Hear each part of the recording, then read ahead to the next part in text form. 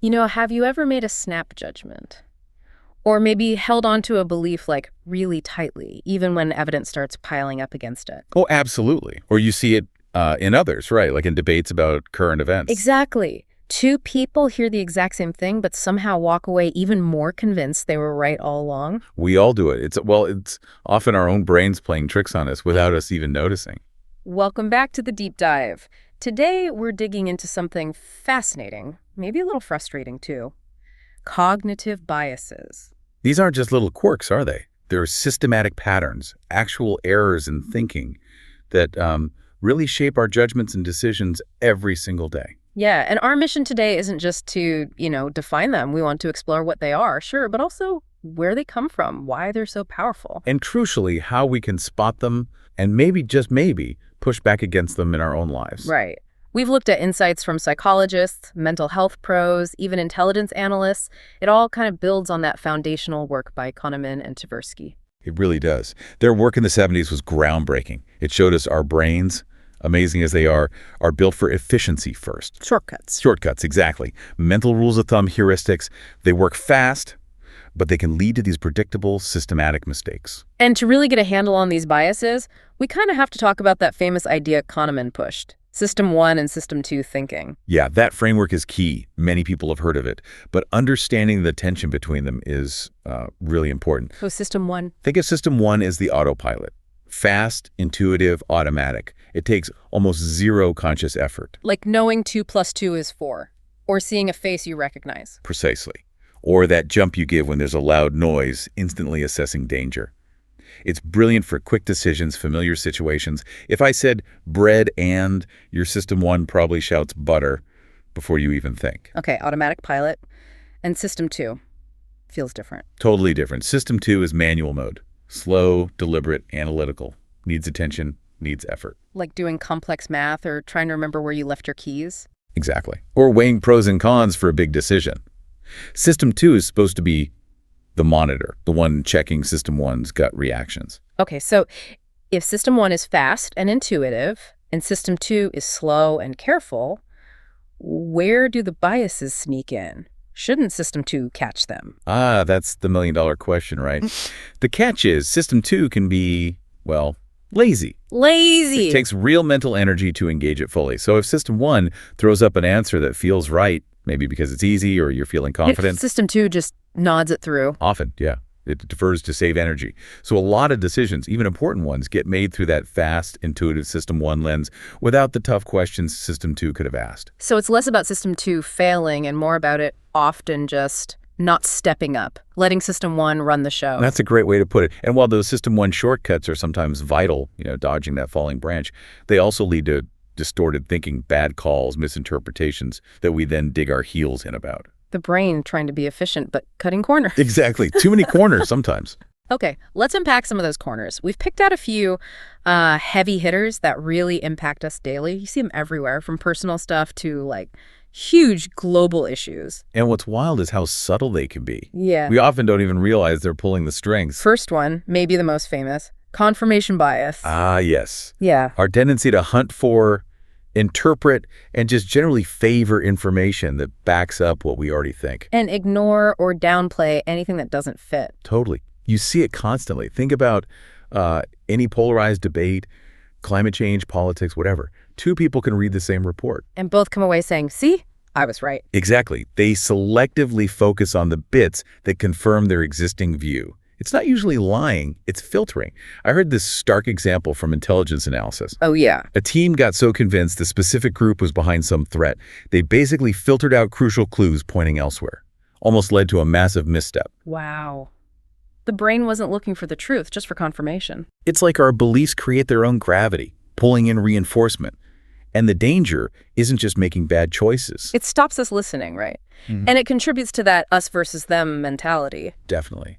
It saves mental energy, protects the ego, but the cost can be huge. It can create these divides that feel impossible to bridge. Okay, next up, the availability heuristic. Right. This is where we judge how likely something is based purely on how easily examples pop into our heads. If it's vivid or recent, we assume it's more common. Like plane crashes versus car accidents. Perfect example. Plane crashes get massive dramatic news coverage. They stick in your mind. So flying feels riskier, even though statistically... Driving is far more dangerous. The vivid recall just overrides the data. Or think about local news, a few reports of car thefts nearby. And suddenly you think there's a crime wave, even if the overall stats haven't changed much. Exactly. The recent, easily recalled examples make you overestimate the risk. And analysts might do the same. Overplay the likelihood of one type of threat because a similar, vivid event happened recently elsewhere. Could lead to misallocating resources. So it's not reality, it's what grabs our attention, the drama, the recency. That's it. It biases our judgment, leads to poor estimates, bad calls, even unnecessary worry, like being terrified of sharks after watching Shark Week. Makes sense. Then there's anchoring bias. This one's powerful. It's our tendency to grab onto the first piece of information we get the anchor and let it overly influence everything that follows. Like in negotiations, the first price mentioned. Totally dominates, doesn't it? Even if it's way off base, it sets the benchmark. Everything else gets compared back to that initial anchor. So if someone starts really high... It makes their slightly lower offer seem reasonable, even if it's still high objectively. It happens in medicine, too. A doctor's first impression. Can color how they see later symptoms? It can subtly steer the diagnosis, yeah. Maybe they overlook things that don't fit that initial picture. Remember the first iPhone launch? Vaguely. They launched it at $599. Pretty high then. Then quickly dropped it to $399. Making the $399 seem like a bargain. Exactly. The $599 was the anchor. Yeah. It framed the $399 as a fantastic deal. Clever anchoring. That initial number just sticks, making it hard to judge things fairly afterwards. Powerful stuff. Okay, how about the self-serving bias? Oh, this one's very human. Yeah. We love to take credit for our successes, right? Attribute them to our skill, our hard work. Our brilliance. Naturally. But when we fail... Oh, that's bad luck. Unfair circumstances. Someone else's fault. Precisely. It's great for protecting our ego. You ace the test. You're smart. You fail. The test was tricky, the teacher was bad. Or in sports. You win, it's skill. You lose, the ref was blind. You got it. It maintains that positive self-image, but it really gets in the way of learning from mistakes. Lots of finger-pointing can come from this one. Yeah, we're all pretty good at managing our own PR, aren't we? Comforting, but not great for growth. Okay, last one for this section. The halo effect. This is a fascinating one. It's when our overall impression of someone, often based on just one standout positive trait, spills over onto how we judge their other unrelated qualities. So like, assuming someone attractive is also smart and kind. Exactly. Without any actual evidence for the smartness or kindness, that initial positive trait, attractiveness, charisma, maybe even confidence, creates a sort of halo. And that halo makes us see other positive things that might not even be there. Right. It's huge in hiring.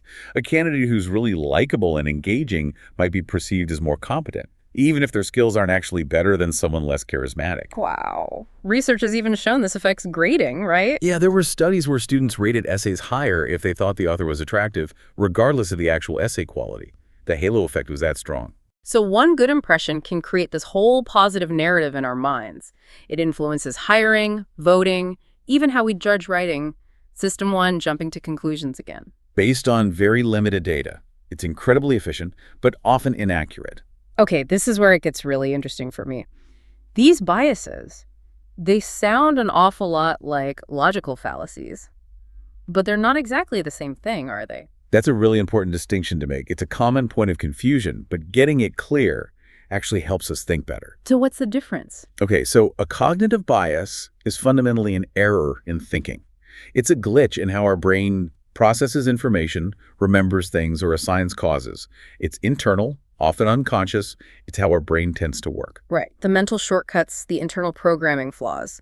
So a logical fallacy. A logical fallacy is an error in the argument itself. It's a flaw in the structure or the reasoning of an argument, regardless of who's making it or why. It's about the construction of the argument. Okay, internal brain glitch versus external argument flaw, but they feel connected. They are deeply connected. Think of it like this. Our cognitive biases often make us more likely to commit logical fallacies or to fall for them when others use them. So the internal bias makes us vulnerable to the external flawed argument. Exactly. Take the halo effect we just talked about. That's the cognitive bias. If we have a really positive impression of someone, We like them, they seem smart. right, we might then be more easily persuaded by them, even if their argument uses, say, an ad hominem fallacy. Which is attacking the person, not the argument. Correct. Our positive bias towards the speaker makes us less likely to notice or care that their argument is logically flawed because they're just attacking their opponent instead of the issue. The bias lowers our critical guard against the fallacy. Okay, that clicks. If I like the messenger, I don't check the message as carefully. Give me another example. Sure, think about groupthink. That's a bias, where a group prioritizes harmony and agreement over critical evaluation. Everyone wants to get along so they don't rock the boat. Right. Now that bias makes the group highly susceptible to the bandwagon fallacy. Which is, everyone else believes it, so it must be true. Precisely. Because the group is already primed by groupthink to seek consensus, they're much more likely to accept an idea just because it's popular within the group without really examining if it holds water logically. The bias opens the door for the fallacy. That makes perfect sense. So spotting both the biases within ourselves and the fallacies in arguments gives us a much stronger toolkit for thinking clearly. We need to ask, is the argument sound? But also, am I predisposed to buy this for some internal reason? That's the goal, a more complete critical awareness. This is all fascinating, but honestly a bit daunting.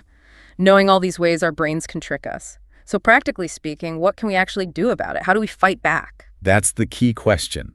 Knowledge is great, but application is better.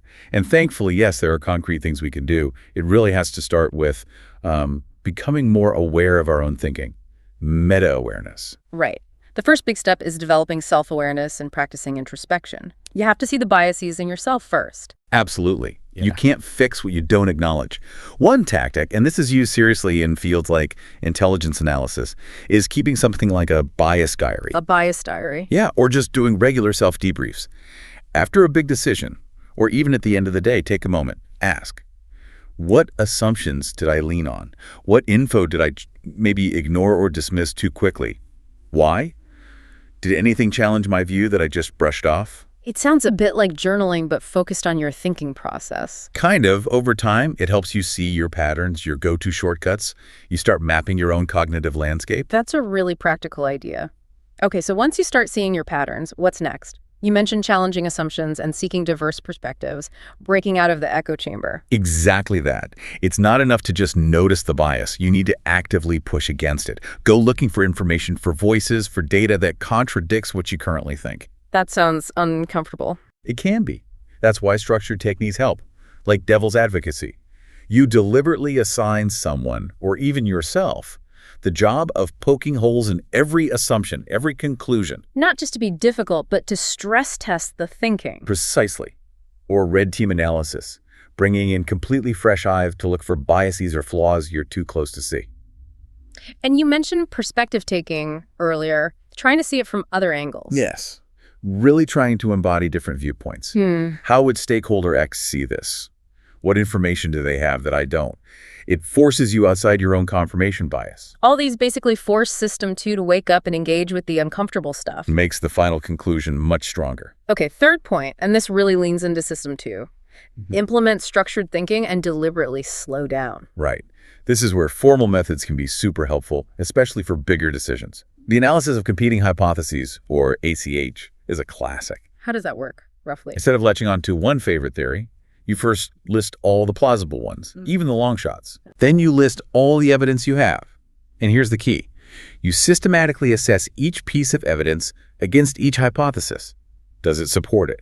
Does it contradict it? So you're not just looking for confirming evidence. You're actively looking at how well the evidence fits all possibilities, including the ones you don't initially like. Then you try to disprove hypotheses, see which ones hold up best against all the evidence, and state your conclusions with a clear sense of confidence, or lack thereof. That sounds intense, but very thorough. What about for, everyday stuff? Simpler tools work too. Checklists can be surprisingly effective. Just asking. Did I consider alternatives? Did I look for disconfirming evidence? Did I talk to someone who disagrees? Slowing down. Slowing down is huge. Resist that urge for instant answers on complex things, and really try to separate facts from assumptions. What do I know versus what do I think I know? Some people even color code notes. Like mental guardrails, forcing System 2 to do its job. Exactly. Building a more objective foundation. Okay, and the final piece seems to be about mindset. Embracing uncertainty and committing to continuous learning. Yes. This might be the biggest shift for some. Uncertainty isn't failure. It's often just an accurate read of the situation.